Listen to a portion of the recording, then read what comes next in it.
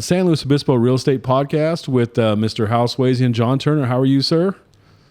Sirs? Which sir? Sirs? Oh, he's a yeah, sir. I mean, yeah. I'm not a sir. I like how you both pointed at each other. guy. That was pretty awesome. Yeah, I feel great. I'm doing great. Fantastic. Yeah, Awesome, Couldn't Mr. be I any get better. to hang out with you guys. I Come know, on. right? Mr. Yeah. Kingman, how are you, sir? I'm good. I'm glad I wasn't in the shot with them because I would have been much sorry. Yeah, talking just about- pointing at each other. Everybody's a sir.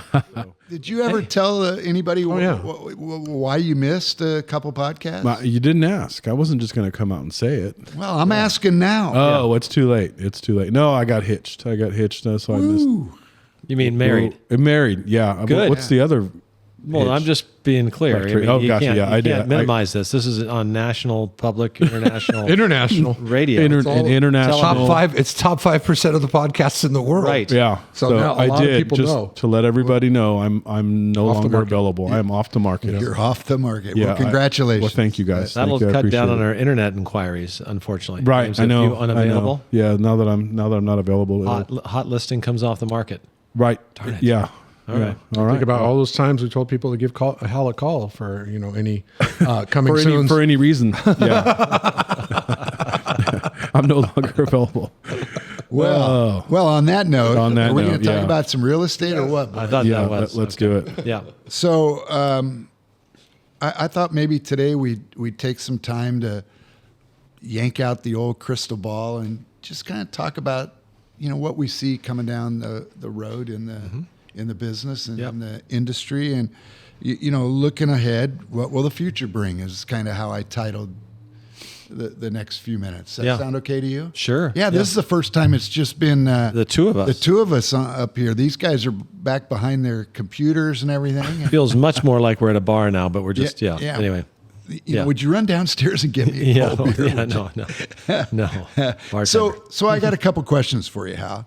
It's probably more like two questions than one. What's the near future of the market look like? And then we'll kind of run through that a little bit, and then we'll talk about what's the future of the real estate business Yeah. look like. And so the first question, we have to ask ourselves, are we talking about, with the market, are we talking about price or activity, the number of Sure. transactions? So we know 23 was a relatively low transaction year compared to history. Right. What's 24 looking like? Well, I mean, locally, I think it's going to be the same. And it's interesting because I think we're on track nationwide to have about 4 million sales. And in 2022, I think was the big year, we had over 6, which was an anomaly. So we got used to that. So it's definitely a step back in terms of number of transactions, but prices have stayed pretty well the same. So we have just shy usually of around 2,400 sales last year, and we're on track for about the same thing this year. And our average price so far is pretty close, maybe $10,000, $15,000 in difference. So it varies from time to time. So it's a pretty steady eddy, what I would call predictable market, which people like, right? So we know that.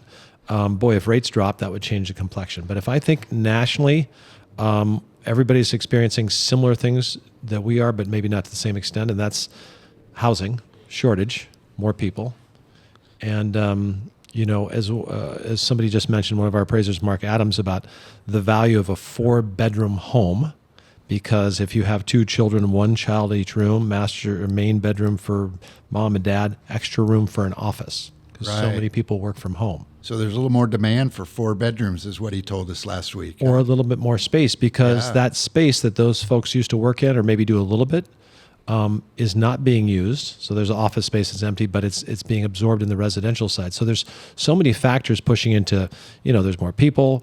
Houses need more demand because now there's work at home, so they want space for that. So, and then builders just can't build them fast enough. I haven't tracked permits in this county, but it's very unlikely we're going to see a big spike in inventory. So that tells me that prices are highly likely to go down very much because of that demand and that supply. So we're 4 million sales in the country, Yep. and at a peak, at a high point, what was that number? Oh, I think the high year was 6.6, and it Okay. was 2022 was the big COVID year. It slowed down at the end of that year, but I think that was the year. So then at 20 low of 4, high of 6.6. 4 is average, actually. Okay. 4 is an average. I thought 4 was a low number.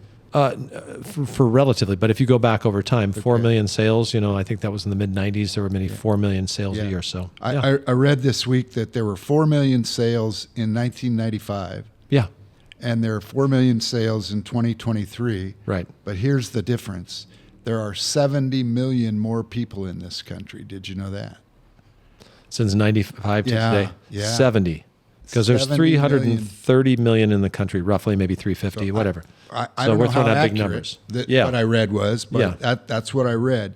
And so if you've got 4 million sales with 70 million more people, there must be some reasons that are holding the number of transactions a little bit low. I think 4 million is a little bit low with 70 million more people. Oh, hello. Yeah, yes. Yeah. There would be more if there was more homes available. So what are the things that are making this lower number of transactions happen? Can you think of what? Sure. Well, you can either have a resale home, which means someone needs to sell, and say in our county, and it's I think nationwide, I heard 40% of the homes are free and clear. I don't know if that's true or not. Yeah, I just heard that. You must have heard it the same place I did. Right?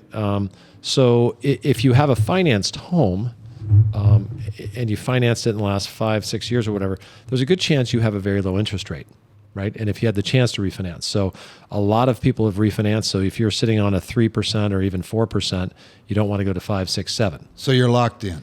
You're locked in because To the house you're in now. Yeah, because that's a big jump and it may not be worth it financially. So you're not selling. So that's limiting our supply. Yeah. Okay.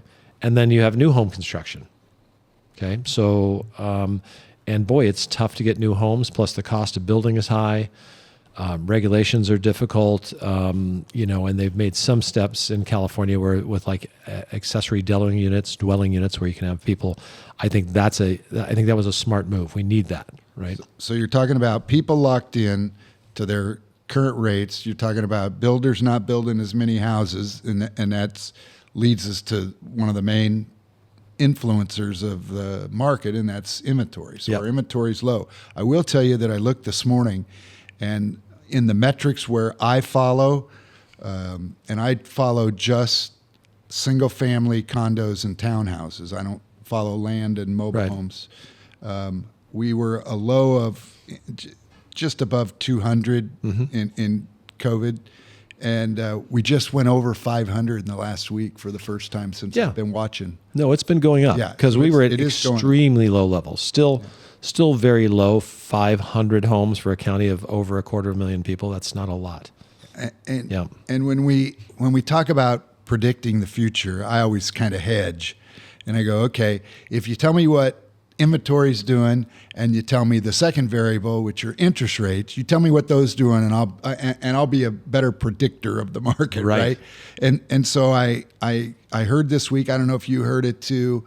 One of the guys I was listening to, industry expert, talk about prediction. We're still waiting for it, but prediction of interest rates going down as much as 1.5 next year. And what would that do to the market? Yeah, that would happen if inflation seems to be in control, right? Not going up at the same rate. But boy, no, if you went from, we're under 7, I've heard, here recently. It jumps every day. So I know somebody who just locked at 6.99. There you go. So we're under 7. So 1.5% puts you at 5.5%. That's a lot more attractive. Oh yeah. So a lot of people will refinance. They love that if they bought their home recently. A lot more new buyers can buy more house. People can afford more. So it will have a positive impact on pricing, and probably impact supply because more people will be buying homes. Well, if this pent-up demand is real, and I don't know any reason to not believe that there's pent-up demand and interest rates go down, it's going to drive the number of transactions up. Yep. It's going to drive prices up, right? Is that what you think? Up and up. That's what I think. Those two levers pull everything, right? Okay. Supply and rates for sure. And so I think whoever is saying that drop of 1.5%, I think that would be fantastic if it happened. I don't know if it will, but there's signs that point to that happening in the economy. Yeah, and many episodes ago we we brought up the term, and I'm not sure I love this term, but I believe in it, and that's, date the rate and marry the house. Right. That's not one of my favorite terms, Yeah. but it does tell the story that Sure. if you can get into a house today, bite the bullet on a $699, you go wake up a year from now and be below $6, and now your house payment's going down $300, $400, $500, $1,000 a month, depending on the Size of the amount of your loan. Yeah. Yeah, absolutely. Let's talk about the business of real estate, because I heard some people this week talking about the business of real estate and looking ahead to that. And with all the changes in the business, with regulations and the market, what are we seeing, and what do we anticipate as you think about the business of real estate? Well, we have a potentially and very likely major change with the ruling for the National Association of Realtors. Two things are going to happen. We've talked about it, but one, you won't be able to, we don't believe, publish what a agent who has a buyer brings to the seller and the listing agent in terms of a commission to be paid. So does that mean commissions will change? Or, people thought, oh, this means commissions are negotiable. You get paid less. Potentially, they've always been negotiable. Right. But when I sit down with a seller now, the form is starting to look like, okay, here's what you're paying an agent who's representing you. Here's what you can choose to pay a buyer's agent, but we can't publish it. So we'll see if those change any dynamics, but the commission is paid, one, to get hopefully good advice and good counseling on what to do and how to price your home, how to sell it, and how to avoid pitfalls. It's also used to attract buyers to the property. So you can attract buyers to the property through advertising. You can make your home a better value in terms of price.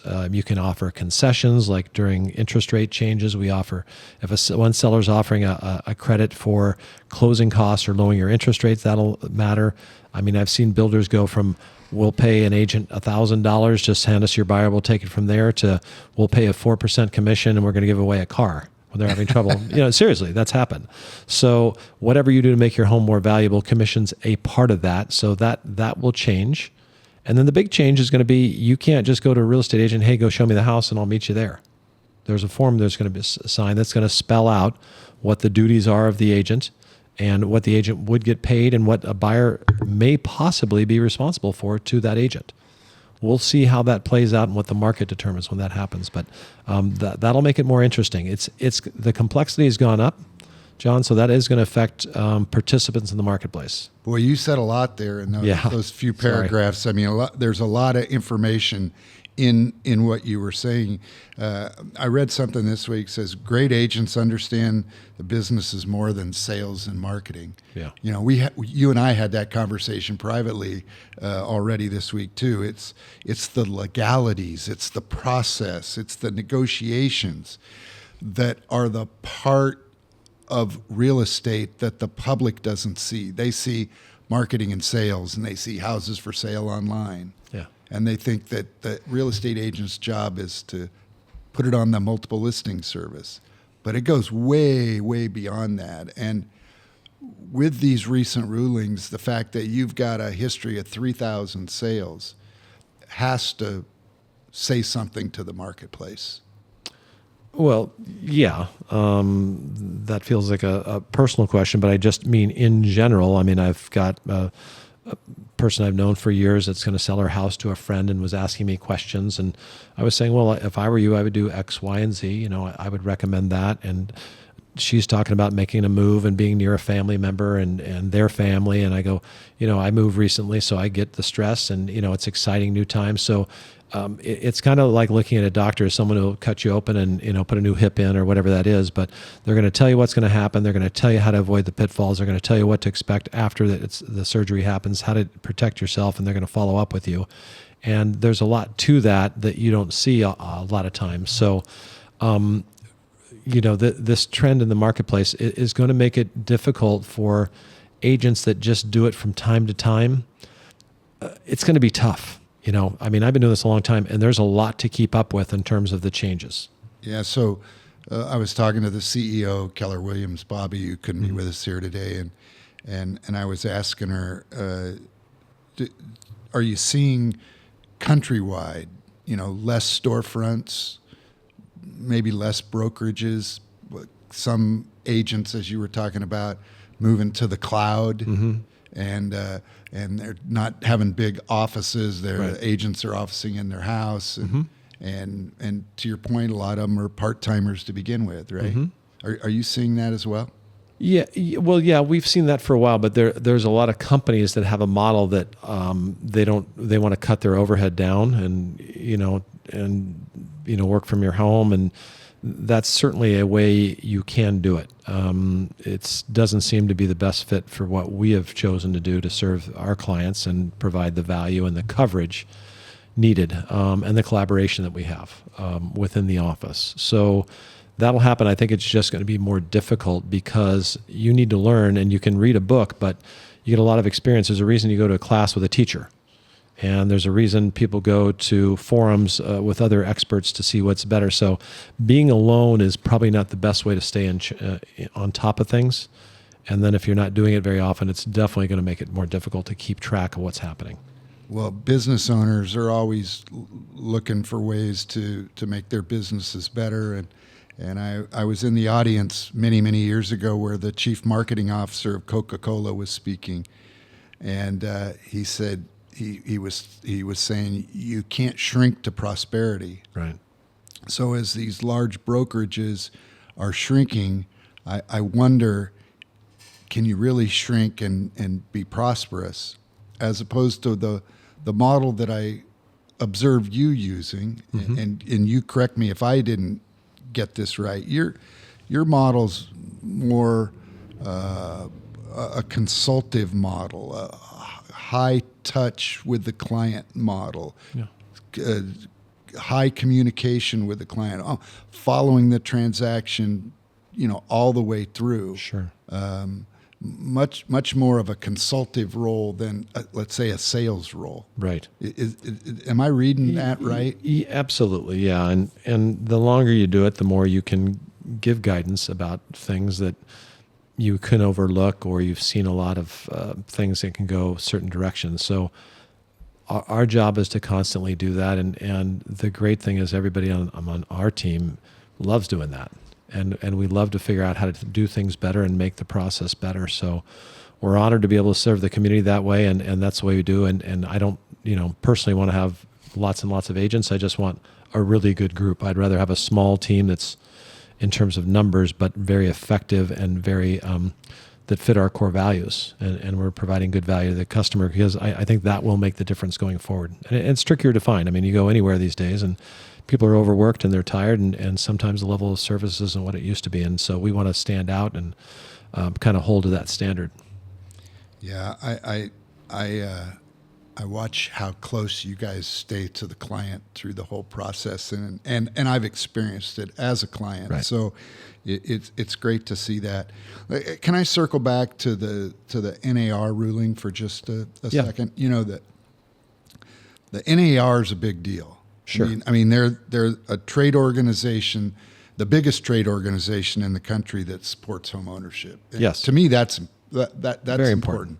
That's important. And as a result of the ruling, I've heard, again, probably back to some of the part-timers that we're talking about, I've heard some agents say that, well, the commissions are going to go down, or they're not going to be paying commissions to the buyer's agent, and that type of thing. And I'm just wondering how could they come to that conclusion? Because I haven't come to that conclusion for sure. Right. A friend of ours experienced this up in the north part of the state, where they actually listed a house for sale. Yeah. And because buyer commissions are published today, right, because the ruling hasn't gone into effect, they put down 0 buyer commission. Right. Guess what happened to the house? Nothing. Yeah. Exactly. Yeah. Sat on the market. Right. 2 weeks later, the seller goes, how come my house isn't selling? And the listing agent goes, well, because you're not willing to attract buyers. Right. 60 to 80% of the buyers, I'm told, need help getting into a house. Well, again, it's the competitive advantage. Yeah. Right. So if you're a homeowner and you're selling your property now, it's a product you're selling. And if you're competing with products where you don't have to pay a certain thing, the service is free or whatever it is, and you come to one that you go, oh, I've got to write a check for $20,000 extra to buy this one, or on the other two I don't, they're probably going to go to the other one. The commission, as we said earlier, is an incentive. So I believe that, and every house is different. So there's certain homes that, boy, you could put it out there yourself. There's going to be buyers. Will you get the highest price? Maybe not, right? Because I can attest to that through the exposure.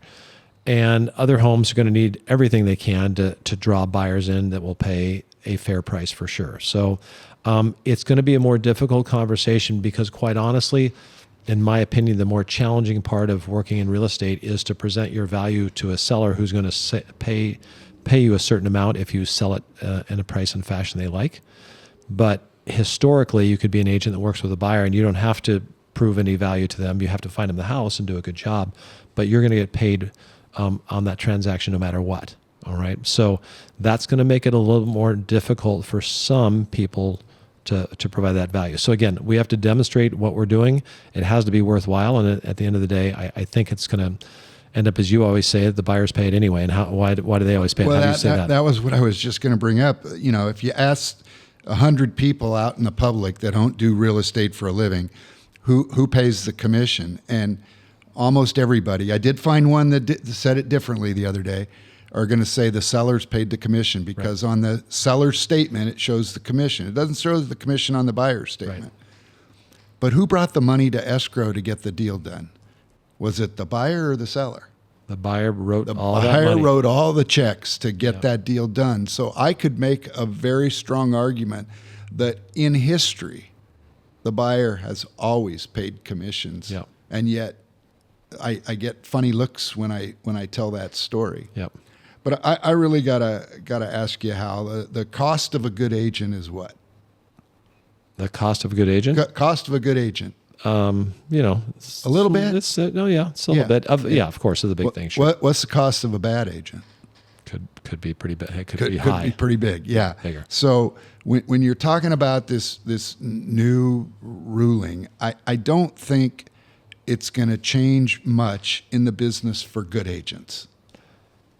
And it probably won't change much at all because I deal with people from time to time that are selling houses on their own. And here's what I used to say, and I don't deal with it. You don't see it as much anymore. But I used to use the example, if you went to Macy's and bought a brand new watch and it was in the case and you took it home and a week later you decided you didn't want it. And you took that watch and you went to sell it at a garage sale. Would you sell it for the same price? No, sir. Why not? It doesn't have the same value.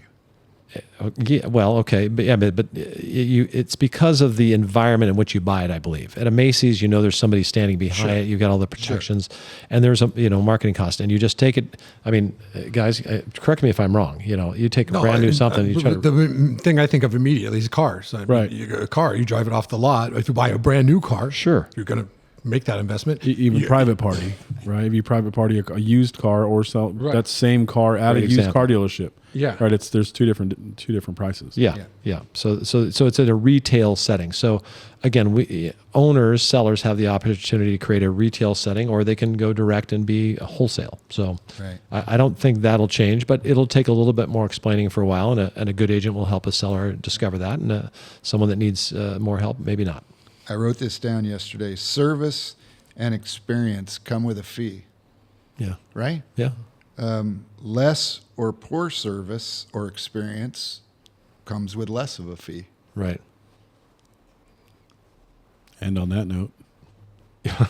Well, yeah, and sometimes a less favorable result. That's what's the cost of a bad agent, right? Yeah. So as we think about the future of the market, and we think about the future of the industry, how are you feeling? Oh,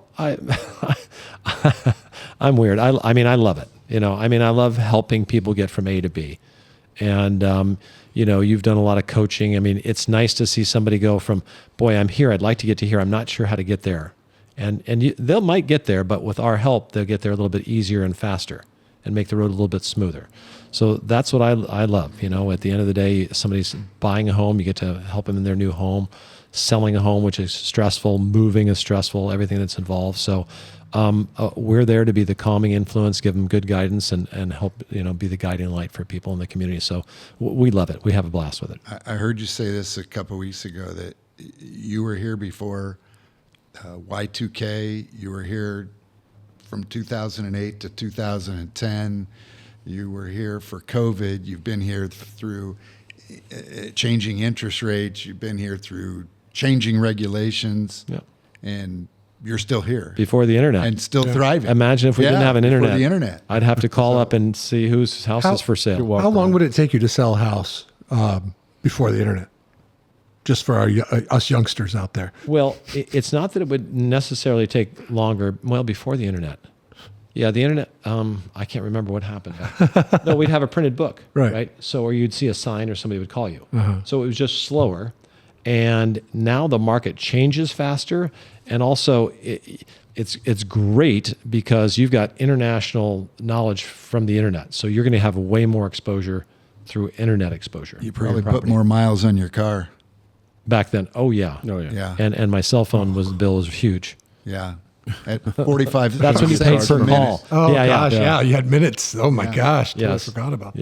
Yeah. Well, hey, this has been great. Yeah, thank you, JT. Appreciate your views of the future, and can't wait to see it happen. Let's go. Let's go. That was awesome. Thank you, gentlemen. Any last thoughts? You got a couple seconds left before these cameras turn off on us. Go once, going twice. It's great. Well, shoot, I can tell you one thing. Yeah. The next time you see me on a podcast, I'm going to have a 0 at the end of my number. So, holy cow!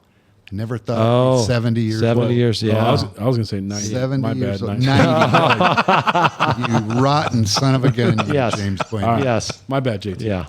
All right, guys. Thank you so much. I appreciate it, everybody. Again, those of you that listen to us, thank you so much. We appreciate every single one of you. Thank you so much. All right. Bye-bye.